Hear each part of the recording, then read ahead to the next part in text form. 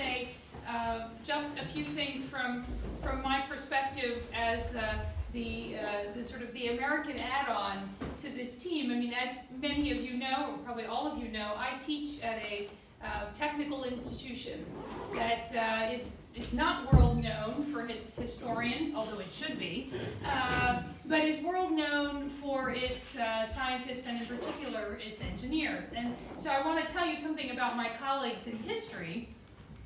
For the most part, they feel a little bit beleaguered, having to teach at a place where there are so many engineers and where the engineers have bigger budgets and more fame and all of those things. And so when I began teaching in the MIT Portugal program 6 years ago, in a story I won't tell you, but a little bit accidentally and inadvertently, and the way things happen, many of my colleagues actually felt a little bit sorry for me.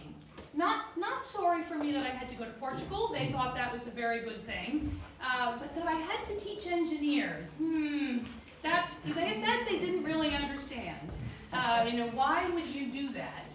And I sort of wondered myself, what am I doing teaching engineers? Well, anyway, as I say, it's a long story and I won't tell it.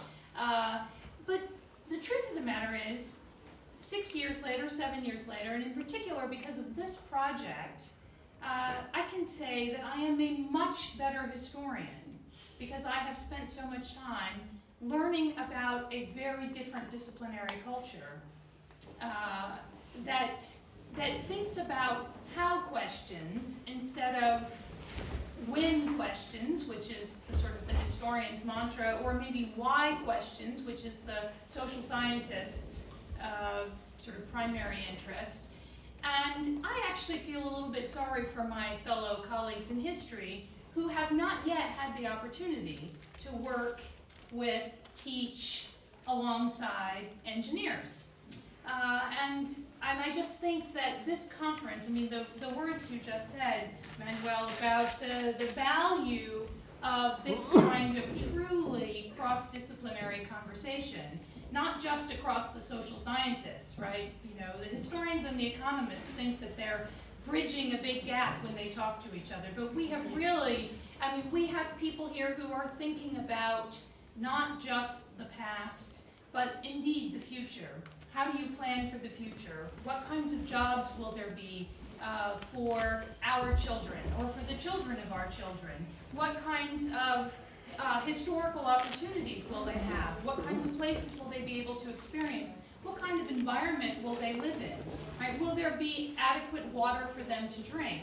Will there be hydroelectric power, right, to fuel the lights that will allow them to read our books late at night, right? All of these things are interrelated in ways that I think are brought home to a scholar when they spend time at the edges of their discipline and indeed in somebody else's entirely. And so I especially want to thank my Portuguese colleagues who are here for welcoming me to your country 6-7 years ago and putting up with my incredibly limited 10 words of Portuguese vocabulary, and for teaching me about this part of the world that I actually knew very little about before I started working here, and to Eduardo for bringing me in on this project, and to all of you for responding to the invitations that we sent that must have seemed a little strange when they first came.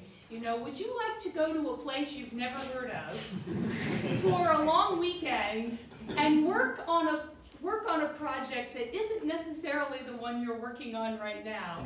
And obviously all of you who are in the room, you responded when you got that invitation, and I'm enormously grateful. So thank you.